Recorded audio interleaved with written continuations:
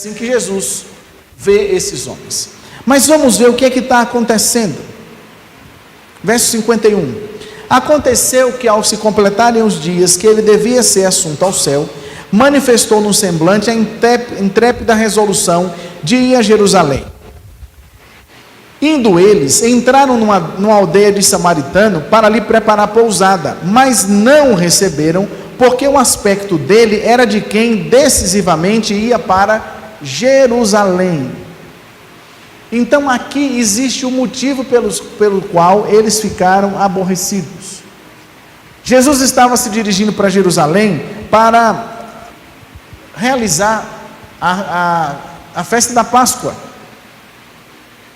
E observe que os samaritanos, há muito eles têm problemas com os judeus. E existem algumas relações de inimizade que as pessoas não querem contato conosco. Já viu gente que diz assim: olha, eu conheço fulano, não me dou bem com ele lá e eu aqui. Um para lá e um para cá.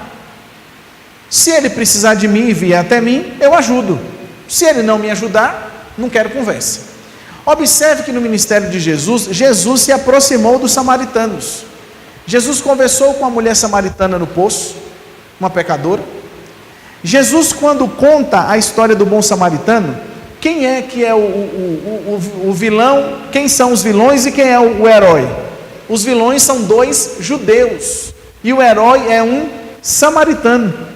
Jesus, por muitas vezes, valorizando a região de Samaria, passa por lá no seu ministério. Mas os samaritanos, eles tinham um asco, uma ira contra os judeus, de não apenas não se relacionar, mas também de impedir que eles fizessem aquilo que estavam intentando fazer. Então, quando eles chegam e buscam pousada, a questão não era o vilarejo está cheio e não tem pousada. A questão é: vocês estão indo para Jerusalém para Páscoa? Para vocês não tem pousada. Por que razão? Imagine se alguém estivesse passando por aqui, a pé, com destino a Mantena, tendo mais 16 quilômetros para chegar, e pedisse pousada a um de vocês, e soubessem que estava indo lá para realizar um sacrifício cultual, como era a questão da Páscoa. Certamente, se vocês quisessem dificultar a participação na festa, o que é que era possível fazer? Na hora que precisa de repouso, na hora que precisa de alimento, fazer o quê? Negar. Então a intenção aqui não era simplesmente não oferecer a pousada porque eles eram inimigos. A intenção é, além disso, dificultar que eles chegassem.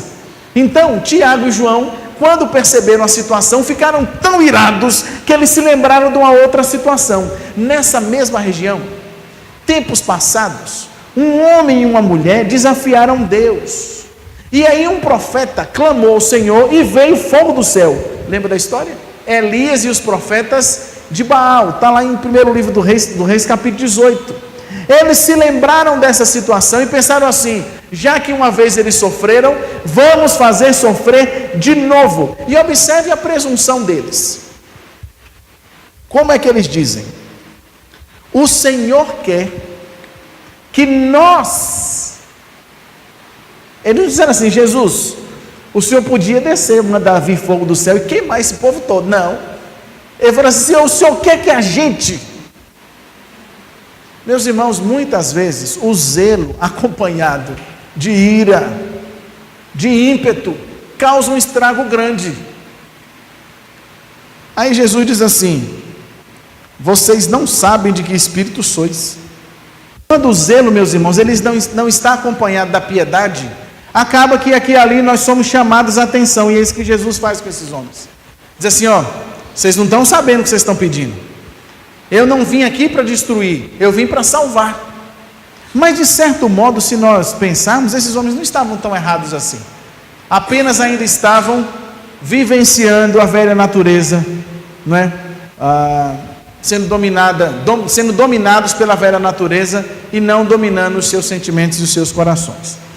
Nós temos ainda sobre um sentimento deles, no capítulo 20 de Mateus, que está ligado à ambição. Vamos ver, por favor, Mateus 20, de 20 até 24. Então se chegou a ele a mulher de Zebedeu, com seus 2 filhos, Quem é o pai de Zebedeu? Quem são os filhos de Zebedeu? Tiago e João. Observe novamente a dupla aqui. E adorando, pediu-lhe um favor. Perguntou-lhe ele: que queres? Ela respondeu: Senhor, manda que no teu reino estes meus 2 filhos se assentem, um à tua direita e o outro à tua esquerda. Mas Jesus respondeu: não sabeis o que pedis. Podeis vós beber o cálice que eu estou para beber? Ora, a petulância da resposta. Responderam-lhe: podemos. Então lhes disse: bebereis o meu cálice, mas o assentar-se à minha direita e à minha esquerda não me compete concedê-lo. É, porém, para aqueles a quem está preparado por meu Pai. Ora, ouvindo isto, os 10 indignaram-se contra os 2 irmãos.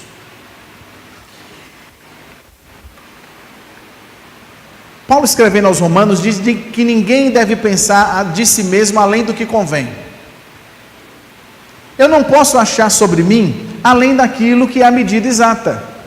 Eu não posso achar que eu sou forte demais a ponto de querer carregar 10 bancos desses de uma única vez. Eu não posso achar que eu sou alto demais a ponto de conseguir trocar essa lâmpada com as próprias mãos, sem o auxílio de uma escada. E tem gente, meus irmãos, que é assim em alguns instantes, que pensa de si muito além do que deve, e por pensar assim, sempre sonha grande demais. Observe o que é que eles fizeram. Eles entenderam, de algum modo, pelo que diz Mateus 19:30, vamos ler, por favor?